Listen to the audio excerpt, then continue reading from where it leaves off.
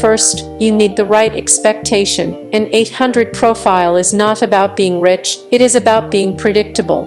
Lenders want to see that you borrow, you manage the debt, you pay on time, and you do it for a long time. That is what an elite score represents. Rule 1. Never miss a payment, ever. Payment history is the base of your score.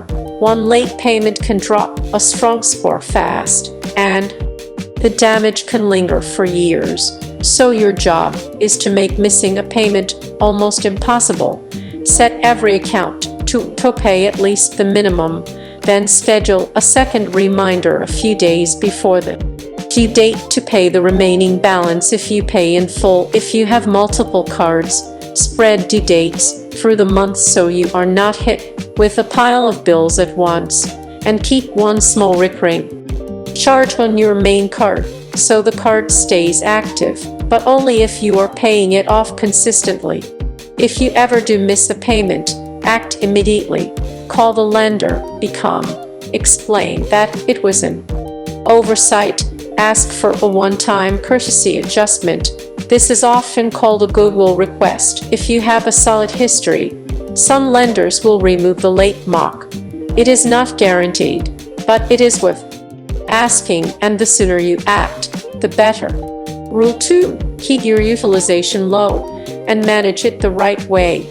Utilization means how much of your credit limit you are using. This is one of the fastest levers in the score because it updates as your balances update. High utilization can pull your score down even if you pay in full, because the score does not know what you will do next, it only sees what was reported.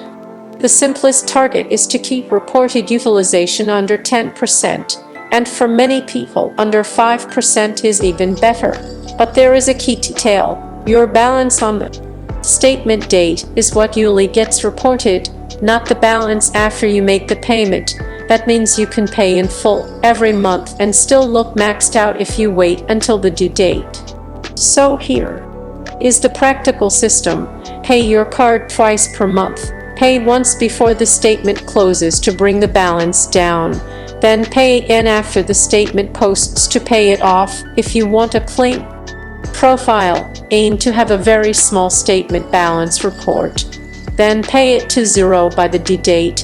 And if you have multiple cards, spread small balances across them rather than putting everything on one card, because a single card with high utilization can hurt even if your total utilization is low. One more detail. Do not panic about using your card. The goal is not to never use credit. The goal is to control what gets reported. You can spend normally, then pay strategically. Rule 3. Build a thick file, not a thin file. An elite score is easier with multiple accounts reporting positive history. A thin file can still have a high number, but it is fragile. One small change can swing it. A thick file is stable.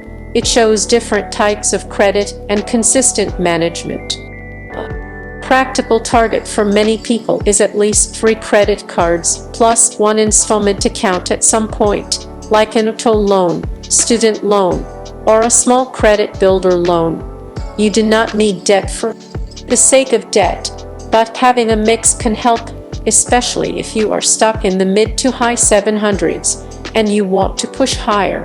If you are early in your journey, start with one card that you can manage perfectly. After several months of on-time payments, add a second, later add a third. The key is spacing and control. You are building history, not collecting approvals.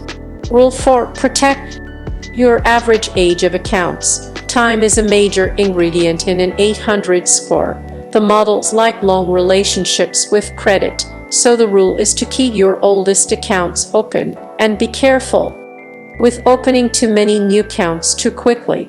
When you open a new account, the average age goes down, and the score can dip for a while. That does not mean you should never open a new account. It means you should plan it. If you are about to apply for a mortgage or a major loan, avoid new credit applications in the months leading up to it, because lenders look at recent inquiries. New accounts, and the score impact. Also, do not close old credit cards just because you are not using them.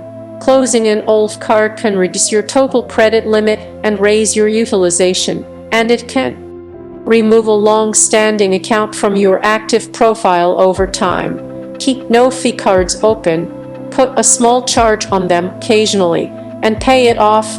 If a card has an annual fee that is not worth it, consider downgrading to a no-fee version instead of closing. Rule 5. Be strategic. With hard inquiries, every hard inquiry can cost points, and multiple inquiries in a short window can signal risk. The rule is to apply only when you have a clear reason, and to bundle rate shopping properly when it applies. For certain loans, like toll loans and mortgages, the scoring models generally treat multiple inquiries in a short shopping window as a single event because they know you are comparing offers. But that does not apply the same way to credit cards, so for cards, you want to be selective. If you are planning your path to 800, keep applications spaced out, and do not chase every reward offer you see. Rewards are great, but an 800 profile is built on stability. And one more thing, check pre-qualification tools when possible. They are not perfect, but they can reduce unnecessary denials and wasted inquiries. Rule 6. Keep derogatory marks off your reports and clean what you can. Negatives are heavy: collections, charge-offs, public records, late payments. These can block you from reaching elite scores. If you have any negatives, your strategy is to minimize their impact and remove them when possible. Start by pulling your credit reports. You can review them for free through the official reporting sources. Verify every item. If something is inaccurate, dispute it with documentation. Accuracy matters, and incorrect derogatories can be removed. If you have a collection, do not ignore it. Explore a pay-for-delete arrangement when it is available. Some collectors will agree to remove the account from your reports after payment.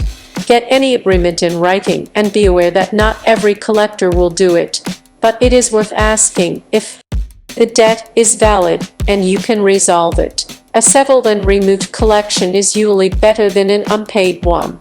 If you have a late payment, use the goodwill approach you heard earlier, especially if you have a good track record since then. Be polite, be brief, and follow up. Persistence sometimes helps. Rule 7. Optimize reporting behavior and keep your profile active. This is the part most people miss, because they assume credit is set and forget.